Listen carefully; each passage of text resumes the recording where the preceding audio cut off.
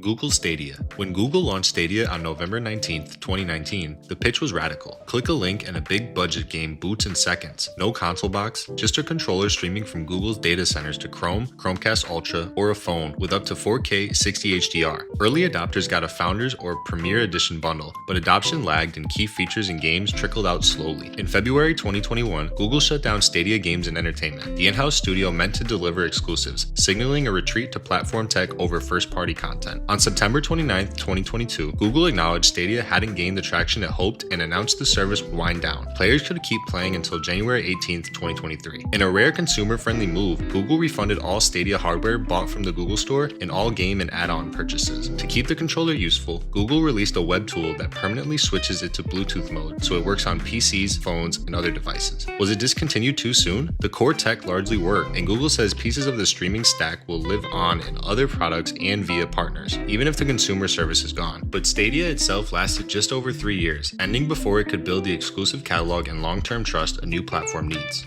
PlayStation Vita. Sony launched the PlayStation Vita in Japan on December 17, 2011, then in North America and Europe on February 22, 2012, positioning it as a powerful handheld successor to the PSP. It featured a 5-inch OLED touchscreen, dual analog sticks, rear touchpad, and PS3 quality graphics in a portable form. It was far ahead of Nintendo's 3DS in raw hardware performance. At launch, the Vita had a strong lineup with titles like Uncharted Golden Abyss, Wipeout 2048, and more, plus crossplay and cross-save support with certain PS3 games. However, the system faced major hurdles: expensive proprietary memory cards, high retail pricing compared to the 3DS, and a rapidly growing mobile gaming market that pulled casual players away from dedicated handhelds. Third-party support, especially from Western developers, began to fade within its first few years. By 2015, Sony had largely shifted its focus away from first-party Vita development, leaving the platform sustained mostly by Japanese studios and indie developers. Despite a passionate fanbase and a stellar library of niche RPGs, production officially ended in early 2019. The Vita lasted just 7 years, short for a platform with so much potential, and is so often remembered as a handheld that could have thrived with better support and marketing. Sega Dreamcast. In Japan on November 27, 1998, and famously in North America on 9/9/99, Sega launched the Dreamcast, a lean white box that felt a generation ahead.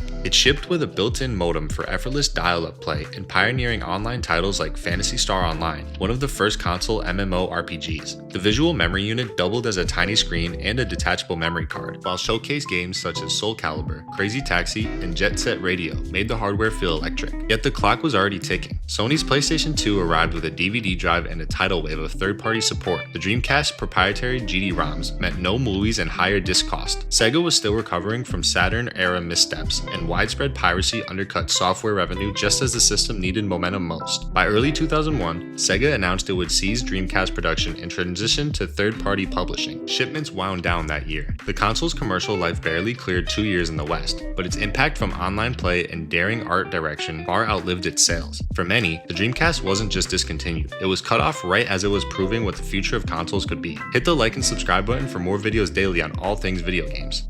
Wii U. Nintendo launched the Wii U in November 2012 with a big idea: the gamepad, a tablet-style controller that streamed a second screen from the console. It promised asymmetric multiplayer, off-TV play, and clever touch interactions. However, this pitch confused people. The name sounded like an add-on to the Wii. The gamepad's resistive touchscreen felt dated next to iPads and phones, battery life was short, and many games used the second screen only for maps or inventories. Third-party support thinned quickly as publishers chased bigger audiences on PS4 and Xbox One, and the hardware, closer to last-gen performance, made ports tougher. After a bright start with Nintendo Land, Super Mario 3D World, and Mario Kart 8, release drought set in. The Wii U's best ideas didn't die, they migrated. In October 2016, Nintendo revealed the Switch, a hybrid that solved the two screens problem by making the whole system portable. When Switch launched in March 2017, Nintendo also moved much of the Wii U's standout library forward: Mario Kart 8 Deluxe, Pikmin 3 Deluxe, Donkey Kong Country Tropical Freeze, New Super Mario Bros. U Deluxe, giving those games the audience they always deserved. Production of Wii U wound down in early 2017, with lifetime sales barely cracking the teens and millions. Discontinued after a short, uneven run, the Wii U now reads like a prototype for the Switch, misunderstood at launch, but quietly critical to Nintendo's comeback story. Sega Genesis Nomad. Released in October 1995 in North America, the Sega Genesis Nomad was essentially a fully portable Sega Genesis that could play the same cartridges as the home console. It featured a 3.25-inch backlit color LCD screen, a D-pad with 6 face buttons, and AV out so it could double as a home console when connected to a TV. It even supported a second controller for multiplayer on the go, something almost unheard of in handheld gaming at the time. It was the ultimate way to take a full Genesis library anywhere. In reality, the Nomad struggled. Its retail price of around $180 was steep, especially with the Sega Saturn already competing for attention. The Nomad's biggest flaw was battery life. 6 AA batteries would often last only 2 to 3 hours, making it impractical without being tethered to a wall adapter. Marketing was minimal, and the system never released outside of North America. By 1999, Sega quietly discontinued the Nomad after selling only a fraction of what the Game Boy achieved in the same era. Despite its short life, it's remembered fondly by collectors and Sega fans as an ambitious but poorly timed device, one that proved the idea of a portable home console was possible, just not sustainable in the mid-90s. Nintendo GameCube. Launched in Japan on September 14, 2001, and in North America 2 months later, the Nintendo GameCube was a compact, lunchbox-shaped console built for pure gaming. It used proprietary 1.5 GB mini discs instead of DVDs, which kept manufacturing costs down, but limited storage capacity and meant no built-in movie playback, a downside considering the PlayStation 2 doubled as a DVD player. The GameCube launched with titles like Luigi's Mansion, Wave Race Blue Storm, and Super Smash Bros. Melee, later becoming some of Nintendo's most beloved games. The hardware was powerful for its size, capable of crisp visuals and smooth frame rates, but Nintendo's decision to forego multimedia features and stick with a more family-oriented image hurt its market share. Third-party support thinned as developers favored the PS2's massive install base and the Xbox's built-in hard drive. Still, the GameCube's library became legendary, with standouts like Metroid Prime, The Legend of Zelda: The Wind Waker, and Mario Kart Double Dash. Despite selling over 21 million units worldwide, Nintendo discontinued the GameCube in 2007, well before the Wii had fully phased it out. Its short life is remembered by many passionate fans of Nintendo. Neo Geo Pocket Color.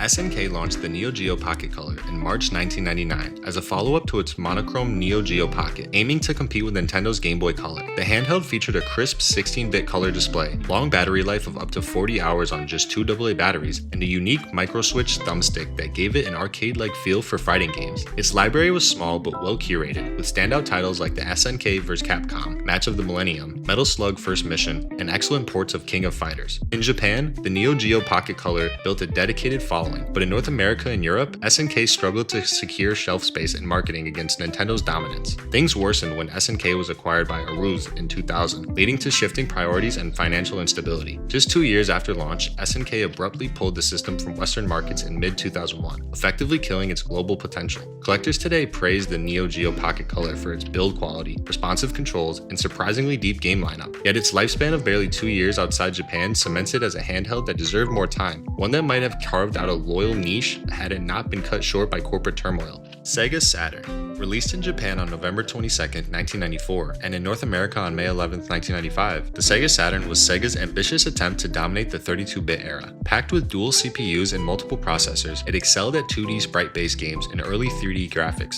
but its complex architecture made development notoriously difficult. Sega scored early hits in Japan with arcade-perfect ports like Virtua Fighter 2 and Sega Rally Championship, but the Western launch was a disaster. Sega announced the Saturn's US release 4 months early to surprise Sony, leaving retailers and developers scrambling. The PlayStation's easier development environment, lower price, and strong marketing quickly pulled ahead. Third-party developers flocked to Sony, and Sega's own lineup outside Japan was inconsistent. By 1997, with the Nintendo 64 adding even more competition, Sega began diverting resources to its next console, the Dreamcast. The Saturn was discontinued in North America in 1998, barely 3 years after launch, despite still receiving strong titles in Japan until 2000. For fans, the Saturn's early retirement meant losing a system with incredible 2D fighters and RPGs that never made it overseas, a reminder of how corporate missteps can cut short even the most technically capable consoles. Sega Game Gear. Launched in Japan on October 6, 1990, and in North America in April 1991, the Sega Game Gear was Sega's color screen answer to Nintendo's monochrome Game Boy. It shared much of its hardware with the Sega Master System, allowing for colorful, detailed games like Sonic the Hedgehog and Columns. The backlit display was a technical marvel for its time, and the system supported accessories like a TV tuner and Master Gear converter for playing Master System cartridges. But that color screen came at a cost, literally and figuratively. The Game Gear was bulkier than the Game Boy, more expensive, and drained 6 AA batteries in as little as 3 to 5 hours. While it sold consistently in its early years, Nintendo's Game Boy had a massive head start, lower price, and an unbeatable library. Third-party developers were far more inclined to make games for Nintendo's platform, leaving the Game Gear heavily reliant on Sega's own output. By the mid-90s, as Sega focused on the Saturn and new hardware projects, Game Gear support dried up. It was officially discontinued in 1997, even though it still had a loyal fanbase in certain markets. Its relatively short lifespan and underutilized potential make it a classic example of a console ended too soon. Atari Jaguar.